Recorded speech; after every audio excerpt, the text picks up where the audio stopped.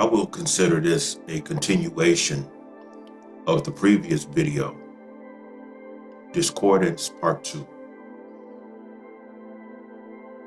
And I didn't want to make this a Part 3, but it is based on some questions that I got regarding the Discordant Part 2 video. It is a fact that there were some many things that I didn't mention because so much has transpired in regards to what I was referring to. You know, a lot that happened. And so this is just a continuation. But one of the main things that was brought before me, and a lot of brothers thought that I should speak on, was the relationships that I had with Brother Kenyon Collins, rest in peace. And a lot of what the brothers were saying reflected the thoughts of my kid's mother's uncle, Pancho, when he told me, Dave, I don't see how you can do that because I wouldn't be able to take seeing my kid's mother with another man. You know, it's easy for me to say that, well, I ended the relationship and I can beat up on my son's mother. You know, I could go that route, but that wouldn't be as educational as what I need to talk about right now in regards to maturity and intelligence and self-control and going beyond what is considered self-control, which implies a person involving their self in the control factor of self. And what is meant by that is that there are levels of the internal being when it comes to self-control. See, when you are consistently in the state of controlling self, you're in conflict. Even though you're able to maintain what people call the balance of the dual. It's the dual. And the only way that these duals can coexist, wisdom and intelligence has to be in the middle in causing these two entities, the good and the bad, the dual, to coexist together in a humble state of tolerance. However, they're still in conflict. And therefore, you're still in conflict because you're still trying to maintain self-control, which is the middle, the wisdom and the intelligence in terms of maintaining these two to exist together for the sake of, I would say for the sake of self-preservation and the preservation of those in whom you're communicating with and dealing with in your environment. However, when you allow yourself to mature past the thoughts of, oh, I would not be able to take seeing my kid's mother with another man, it's because of the level of maturity. That's what I'm trying to say. Hasn't reached to the point of where you're able to let go of that type of mentality. And therefore, when you choose to let go of that type of mentality, that is a beautiful form of death. And it's the evidence that you have healed from whatever happened between you and that other person. And by you're able to let go of that, as time goes on, the maturity level of you increases, and therefore the Creator is able to pour more wisdom, more insight, and more enlightenment into you, so that when time comes of when your son's mother meets someone else, you are at a state to where you're no longer in conflict. I don't think I would be able to take seeing her with someone else. You have died to that. And you're now on a spiritual level of maturity to where when you do meet him, you're able to greet him as a friend. So to a lot of you who did not understand that, and even to some of you who somewhat attacked me in having that type of environment around my sons by allowing him to come there, I'm hoping that explains the reason why I decided to do so. So,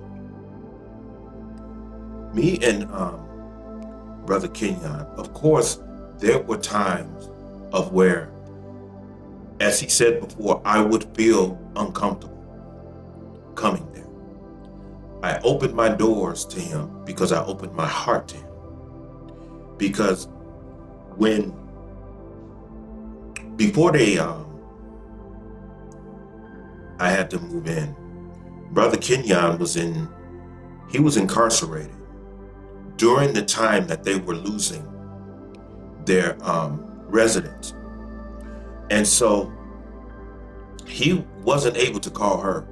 And so he called me, and he was telling me what was going on with his case. And before him and I talked about him coming to my place, number one, my objective was to hear him in totality so that I would be able to counsel him in a sense to where I wanted him to calm down. I felt as though I need to bring this brother into a state of humility because he's angry right now. He feels betrayed, and all of those things. And so my objective was to calm him down to a state of being to where he would become more intellectual and less emotional. Because I felt as though if he became more intellectual and less emotional and more insightful, then no matter what transpired in that jail, he would be able to utilize his wisdom and intelligence to discard things that someone may say to him to try to provoke him. So my objective was to keep him at a state to where he knew was beneficial to himself, in opposition to where if he was to react instead of responding, then he would prolong his time in jail, and he would probably do something that may land him in there for the rest of his life. So him and I's objective was to keep him in a state of mind to where when his time came to be free, he would be able to be properly released. So everything is mind and spirit, or let's say heart and spirit. instead of mind and heart,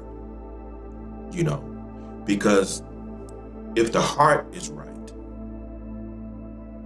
and the mind is right, that takes you into the spiritual realm of understanding and clarity.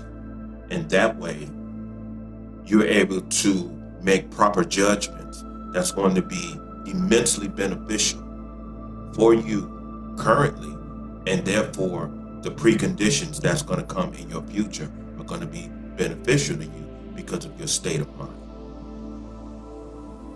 And so after he got out, we had some issues because there was times of where he was made to feel insecure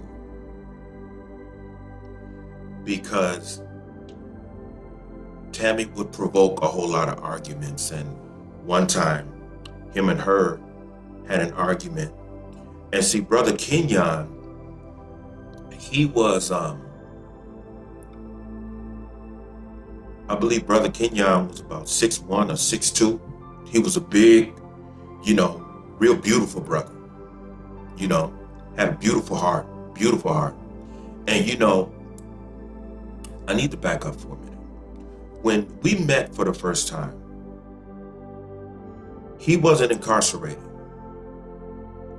Me and my friend and brother Carl, we went over there and to their place. And this was it wasn't the first time. This was the second time him and I had met. The first time, my son's mother came by to get some money that she needed. And so I noticed while me and her was upstairs talking, she was kind of in a rush. And I'm like, what's the matter? She said, well, I got Kenyon waiting downstairs. I said, why is he waiting downstairs? And before I gave her a chance to say anything, I went and I looked down, and Brother Kenyon was looking up at me like this. I said, man, come on up here and stop tripping. And he ran upstairs and everything. And I told him that I was going to try to, do what I can do to try to get him a job where I was. I was currently at the Rio. And so that was the first time that we met. He said, yeah, bro, that would be a blessing. We shook hands and everything. And so they left. And so the second time was when him and my brother and friend Carl went over there to the apartment that they were currently packing. And so we had met for the second time. And what I liked about him is that when he saw me, he walked towards me and he extended his hand. And see, that means a lot to me. I don't think people understand the vitality of a handshake. This person, as most people this day would perceive this as a perverted type thing, but it's not.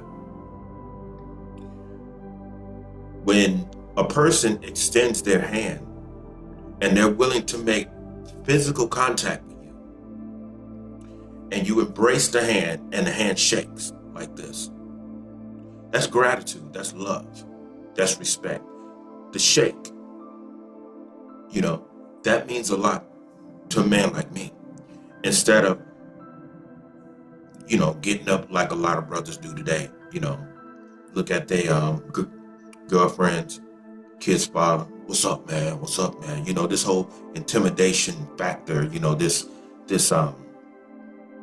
so-called alpha male crap that's going on right now. Bro, we're both men, and that's enough. And so he was having some problems with court proceedings and everything. And we sat down and we talked, and about what he was going through in the courts. We was talking about his family and things like that. And so what I saw was beneath all of the, I would say, thug life reflected exterior, I saw a man of God. That's what I saw. See, I saw beyond that. You know, it's called insight, having insight.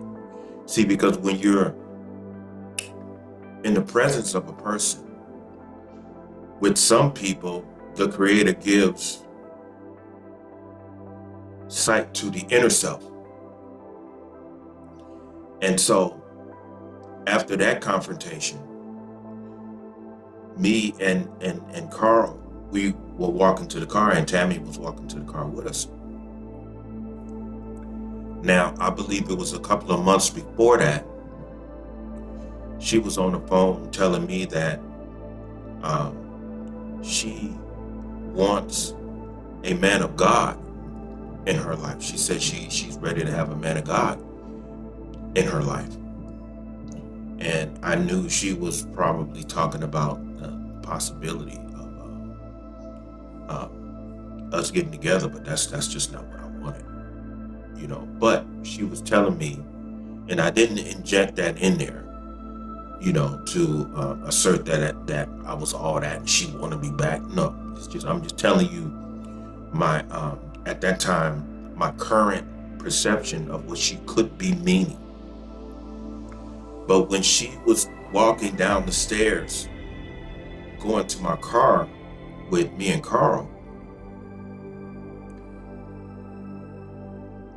she asked me, she said, "What do you think about Kenyon?" And I looked at her, I said, "You know that man of God that you said that you wanted in your life?" She said, "Yeah." I said, "He's sitting right upstairs." And she said, "Kenyon?" I said, "You see, that's the problem. Why is it that you think that it couldn't be him?"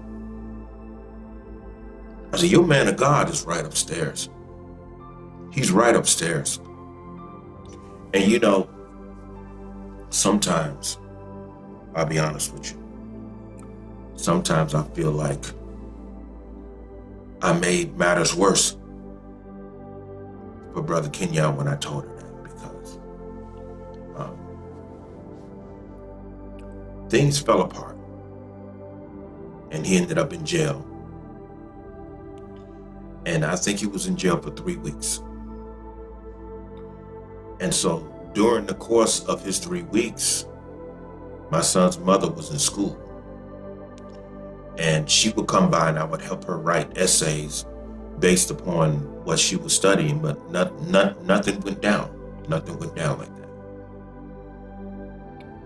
And so I could mention something about one of her students. This guy named Kevin. I couldn't mention it, and I'm not being messy. I'm just being a little evil right now. But him and I would talk on the phone. And the conversation came up about him. What is he going to do when he gets out? And I told him, "You can come here." You know, I said, "Bro, I think you're cool. I like you." You know, I said, and the only way that you're going to be able to get your life together, you have to be in a stable environment. Considering you're on house arrest for 6 weeks, you can come here because it's more stable here, considering the somewhat discompatibilities that you and your brother have.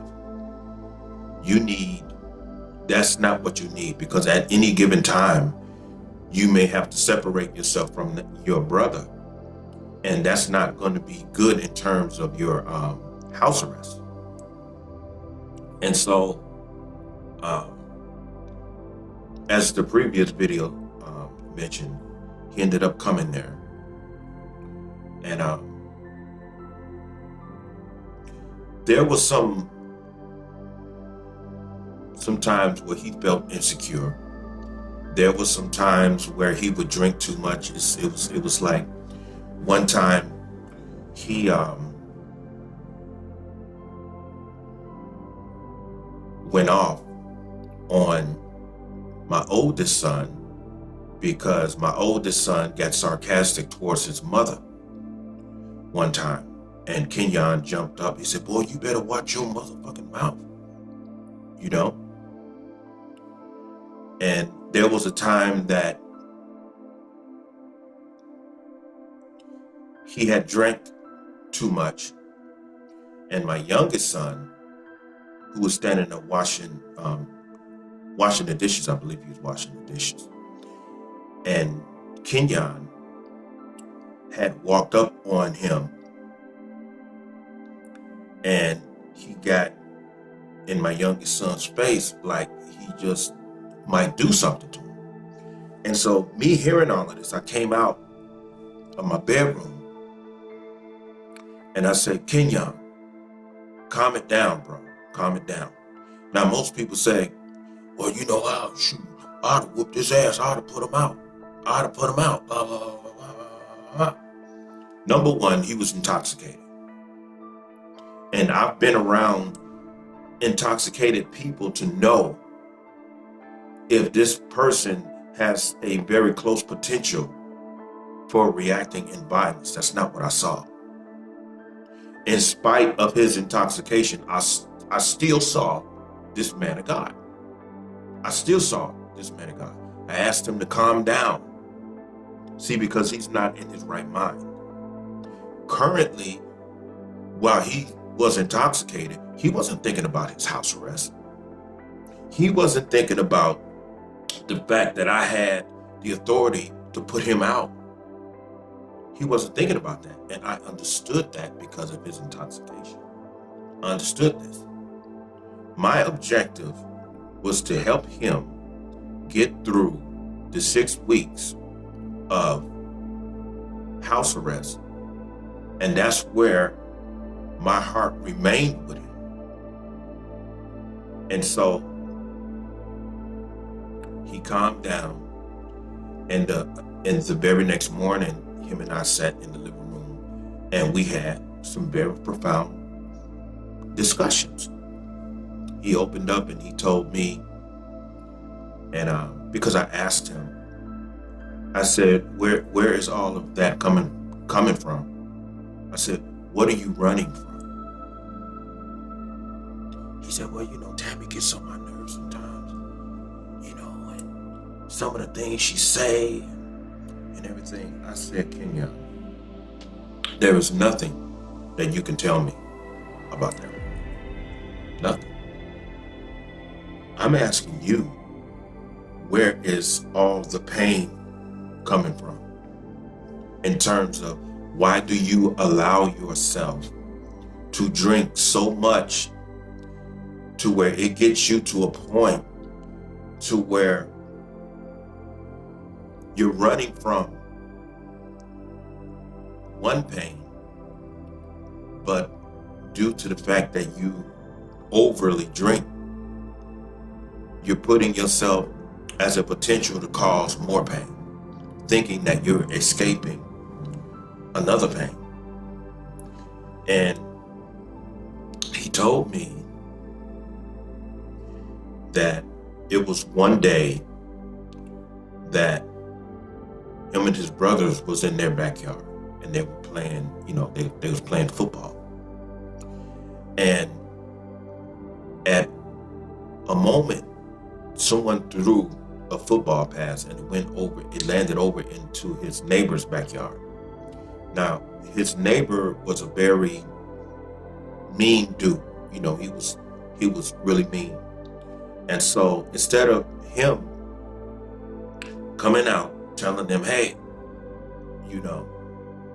can y'all please make certain that your football doesn't land in my backyard? Which is, to me, it's not a big deal, So Kenyon and them went to his door and asked him if this man can retrieve their football so they can continue their game. He tells them no. And so naturally, they get upset. And when Kenyon's mother gets home, they tell their protector, their mother, their enforcer for justice, the mother. She goes next door. She and the neighbor have a dispute about him returning their football. And according to him, this man shoots and kills his mother. And so he tells me, sometimes I think about that. He said, and sometimes, considering everything that happened, he said, sometimes I feel like I got my mother killed. And he broke down and he started crying. Because he's a human being. I told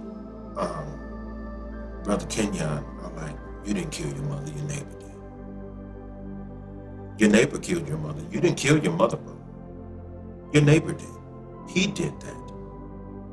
You were doing what any child would do when they feel as though they have an injustice done to them that their mother can look into and resolve.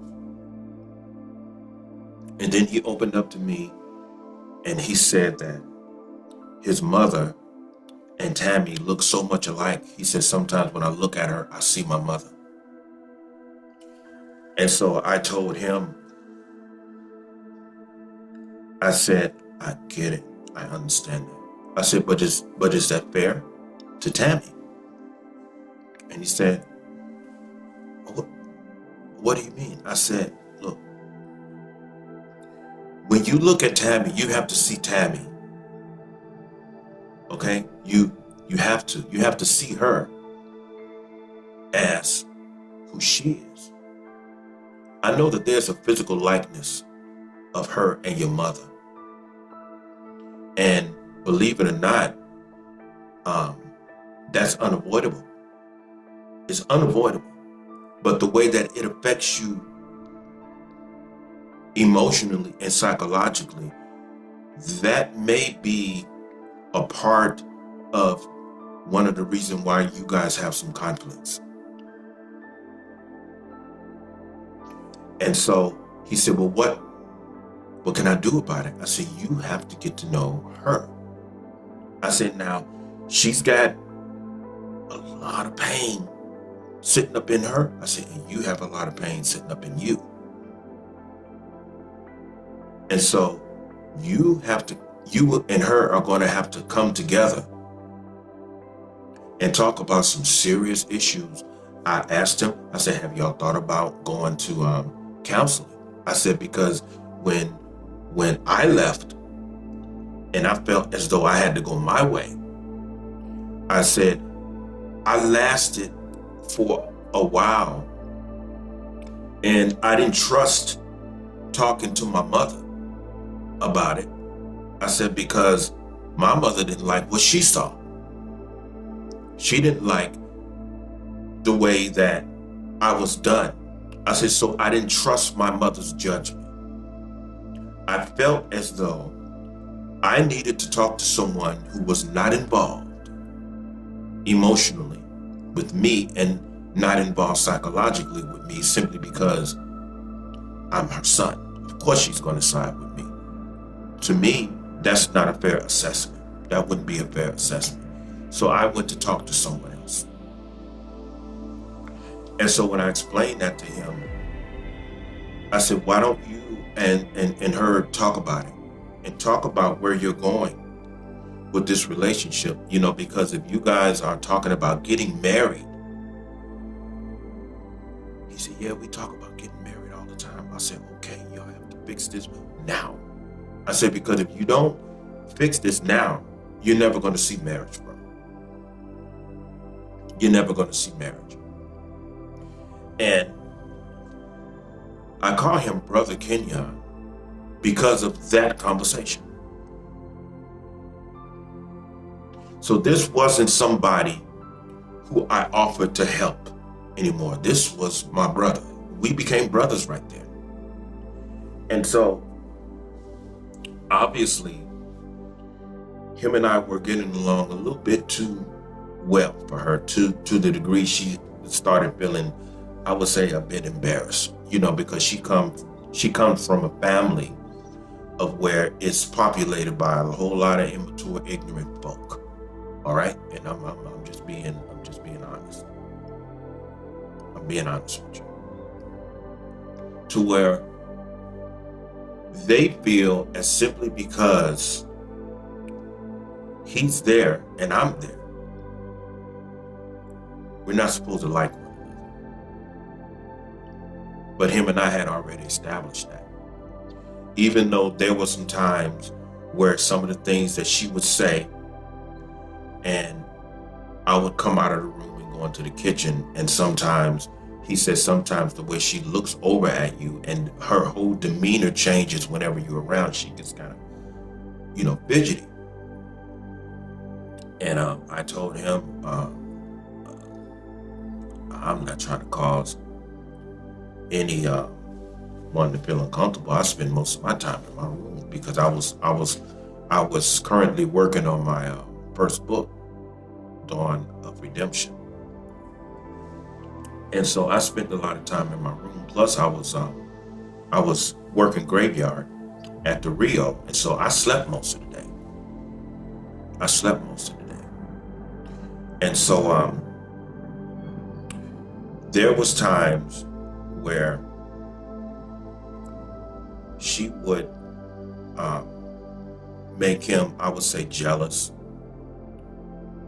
and therefore uncomfortable. And so that would, in some ways, affect his attitude towards me, but simply because I know that I didn't provoke it. And I know who was provoking that. I didn't blame him because of the environment. It's the environment. Now, there was one morning that they had got into it. And the very next morning, when Tammy got up, she just went to work. But before she got up, she unplugged the house arrest device. And so, due to the fact that I work graveyard, I slept a bit late.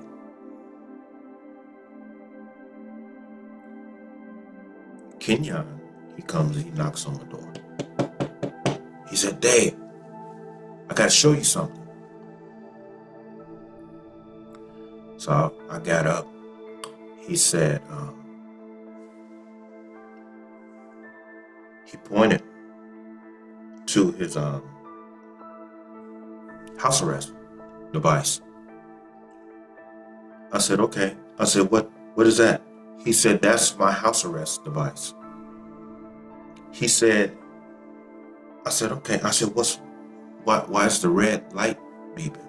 He said, "That's because she unplugged it before she stepped out and she went to work."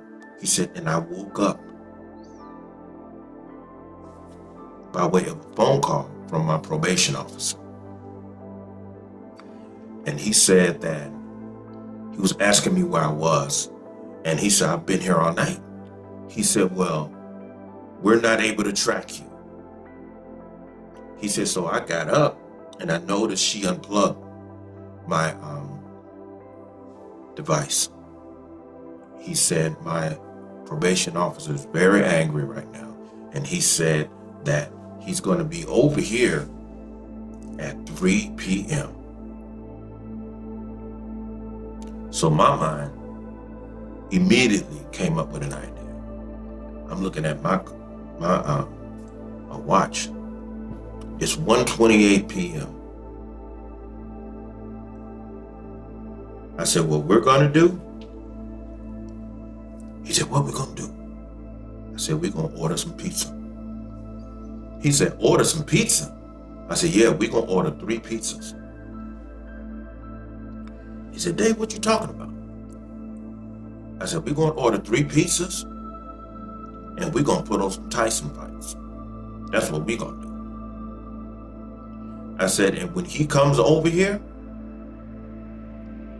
you just let me handle it. Just let me handle it. And he started laughing and he was kind of confused. And I used one of James Brown's old saying. I said, you watch me work. I said, you watch me work this out. Probation officer comes up.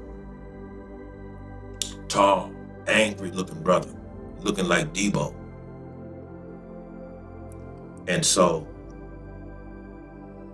when he came over, this was after the pizza got there. I had a big screen TV in the living room. I had Tyson fights on. So he came into that environment because I'm dealing with the influence of environment. He comes in, him and Kenyon is talking, and Kenyon is trying to explain who I am. He said, who are you? I said, I'm David Brayboy. I'm very good friends with him. I said, hold on for a minute. I went back in my bedroom and got my ID. I said, this is my ID. And he looked at my ID, gave my ID back. And I told him, the reason why you couldn't reach him is because I was vacuuming the floor earlier this morning after I got off work.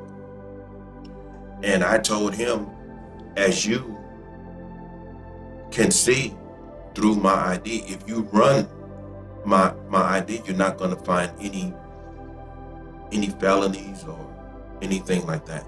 You're not going to find any warrants or anything like that. I said, I didn't know what this was. I thought it was a humidifier or something like that. And he started laughing. And when he started laughing, I knew it was all over. It was all over. I said, I didn't know what this was. I said, so I unplugged it so I can get over here in this corner to vacuum. And so I forgot to plug it back in. I said, so when I went to sleep, Kenyon was already asleep. And so when he woke up, he saw that I forgot to plug it back in. That's why you called him. I said, it wasn't his fault. I said, it was my fault. I unplugged it because, number one, I didn't even know what it was. I said, if I knew what it was, I would have never unplugged it. He said, oh man, I came all the way over here for nothing. I'm like, oh, so you want some pizza? And he started laughing. He said, yeah, I'll take a couple of slices. I said, you sure you don't want no more? So I put him 3 slices in the microwave. And Lord have mercy, he looked over at the TV and he saw Tyson fighting Razor Ruddock. He said, that's Tyson, huh? Kenyon said, yeah, we sitting up in here watching some Tyson fights. Do you know that brother sat over there with us for 2.5 hours, eating pizza and watching Tyson fights? So we worked that out. And so after he left, I had to reassure him that was me, bro. It wasn't him. And so he thanked me and everything. He said, okay, bro, I appreciate you. It's nice meeting you. So after he left, we continued to eat pizza and watch Tyson fights. Because I wanted to keep him on the up and up. And so during that, he told me about an experience that he had in Chicago with some gang members that were chasing him. He said that he ran into a dead-end alley in Chicago. And it was two brothers with pistols. They cornered him. And he said, these brothers shot at me 4 times. Up close and missed. He said it scared them so bad they turned around and they ran. He said it scared them more than it scared me. And I told him about the conversation that Tammy and I had after the second time I met him. I said, Kenyon, you here for a purpose, bro. I said, you just might end up being a preacher. I said, because that means something, bro. That really means something. That's important. I said, this is why I told her man of God is right upstairs. And so, as time went on, after that, there was even an evening to where he felt that their relationship was failing, and he was hurt behind that. And I'm back there in the bedroom, and she was at work, and he came back there, and he was going off on me.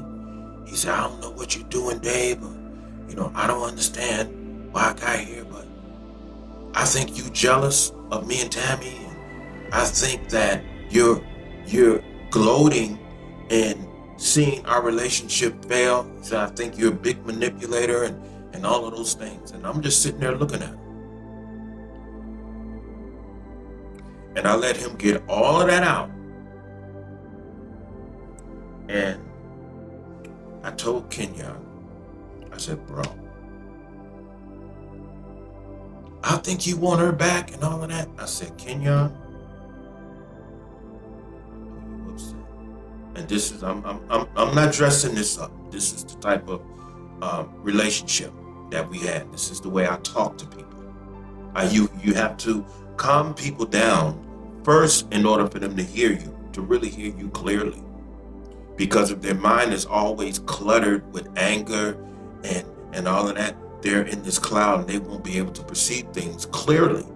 So you have to get them calm and then get their attention.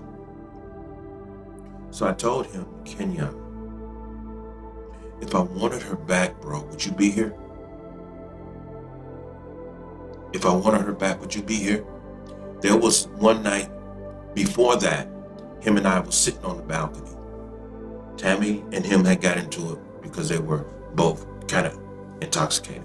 I'm sitting on the balcony. He comes out there and he looks at me. He said, brother, you are a master manipulator. You're a real big manipulator. I said, how's that?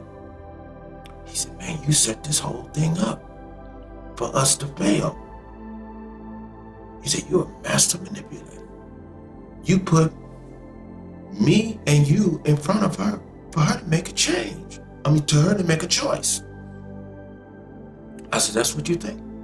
He said, you want her back, don't you? I'm like, no, I don't. I said, you and I already discussed why you're here. And I said, I know this ain't you. This is that alcohol talking. I said, you're both drunk. So she comes out there on the balcony, attacking him again, verbally. And she had was talking crazy to him. And so I tried to intervene. And she looked at me, she was, I'm not talking to you, and I'm talking to him. And so they went back at it. And then she slapped him. And then she went back in the house. And he sat there like this. I said, bro, let's get off this balcony. Because she don't have no access to my room. So we went in my bedroom and I closed the door And I said, Kenyon, it's not me, bro. I said, what's bothering you? He said, man, she's the only one working. And I feel embarrassed. And I just want to help. I said, well, then try your best to get a job somewhere. So he got a telemarketing job, not too far from where we were living. And after that, him and I never had any more, I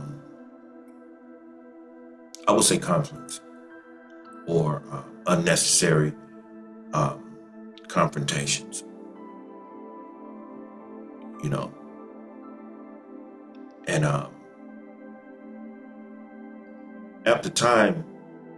as time went on, I don't want to drag this for too long, but during that time, my oldest son, he had got hit by a car. We went through that, and all of that was fine. But I don't want to make this about my son. I want to keep this on Brother Kenyon. So him,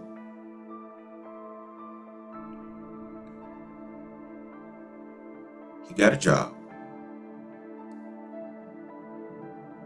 During that time, they got themselves together. And I'll never forget this.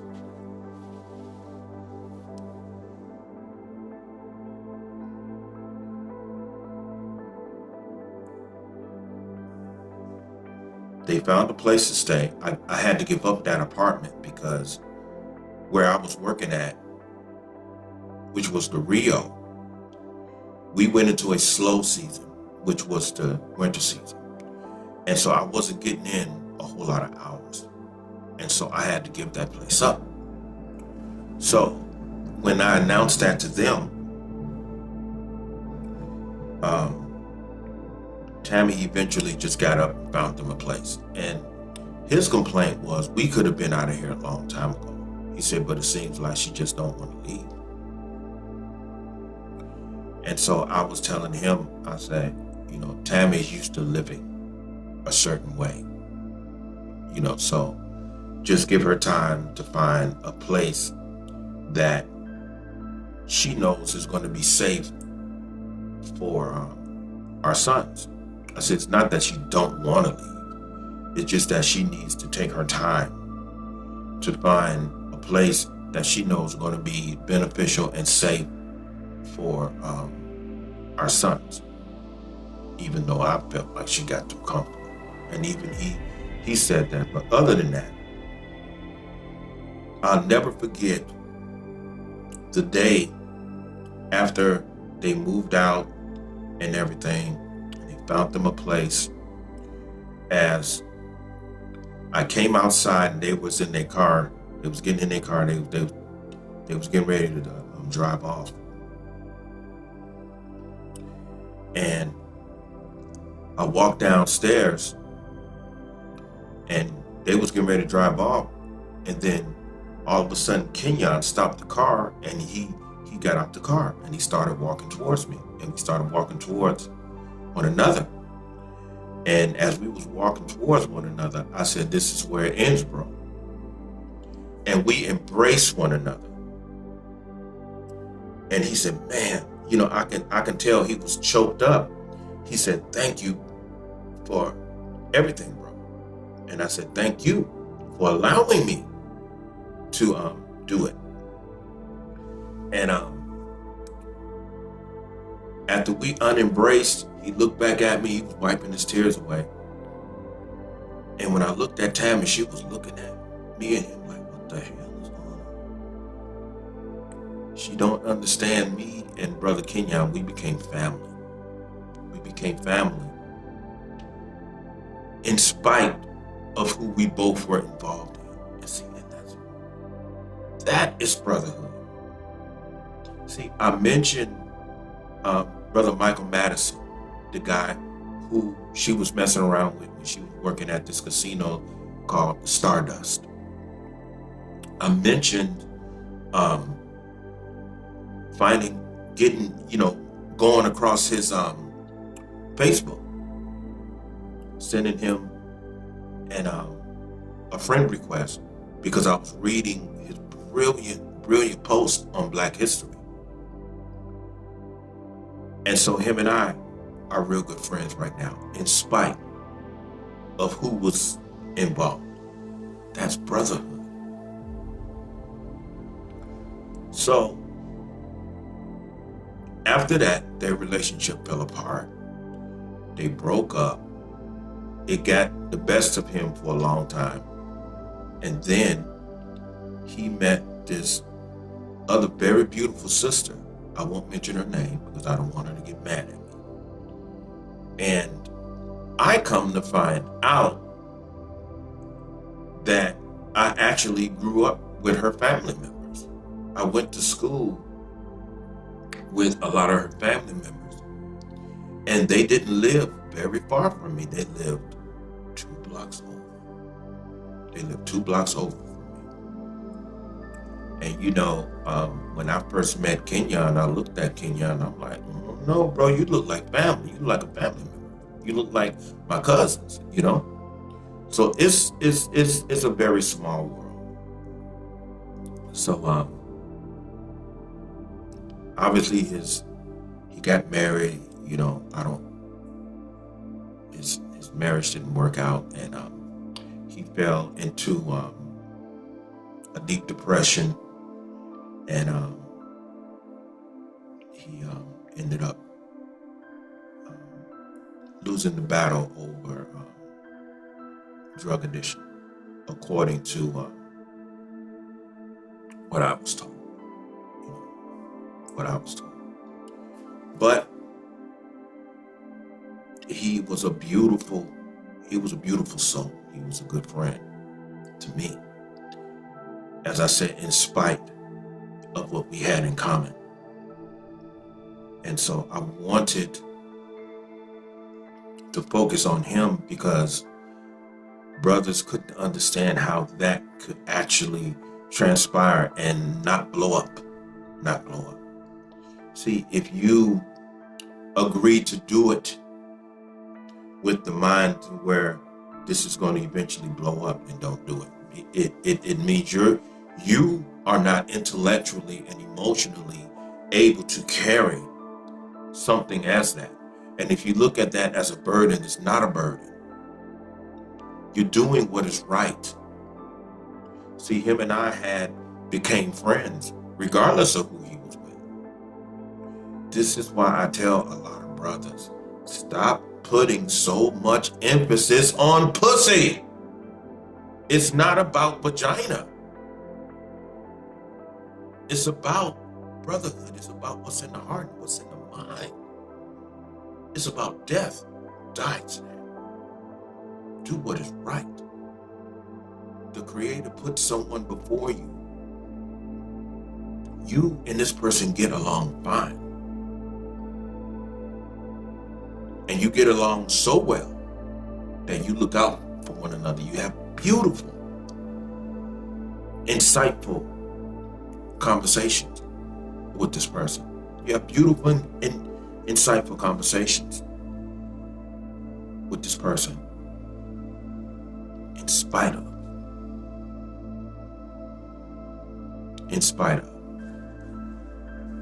So with that, I'm going to end this. I don't want to drag this for too long. But he had his funeral in Chicago, Illinois. And man, it really shook me when his wife had sent me the message on Facebook that he had passed.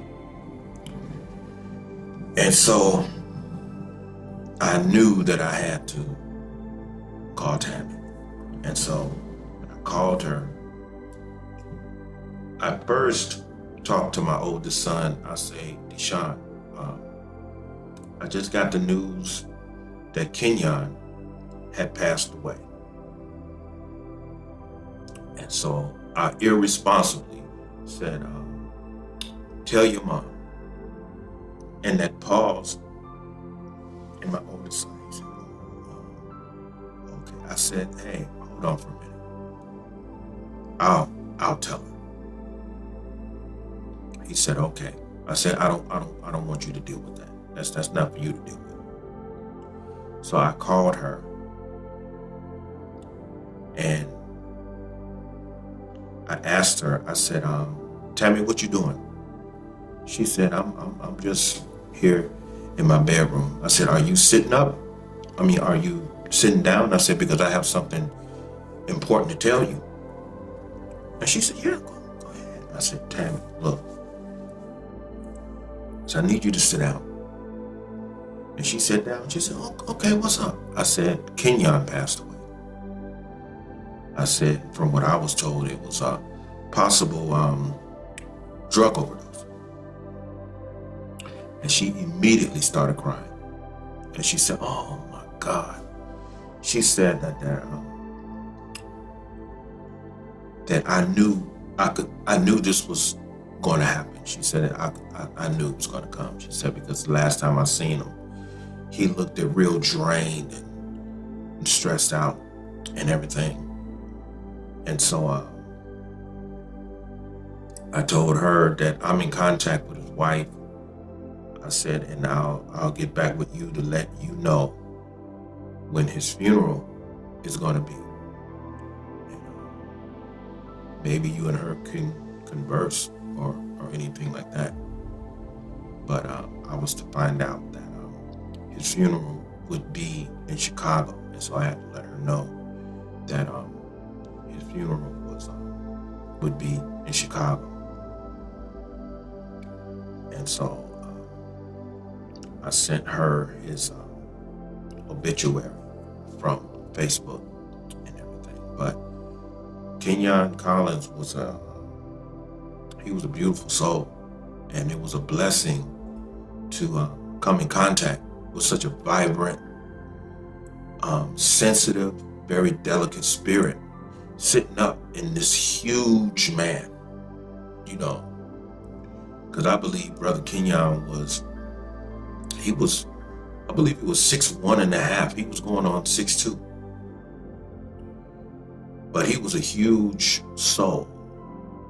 He was a very beautiful, delicate soul who was dealing with a whole lot on the inside. He was dealing with the guilt that he carried around with him.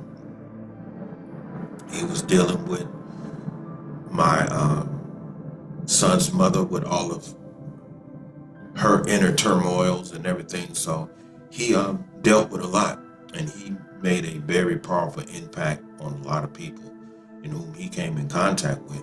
But primarily myself, I will never forget him. I will never forget him. And so with that being said, I just want to say, rest in peace, Brother Kenyon Collins. Rest in peace, bro.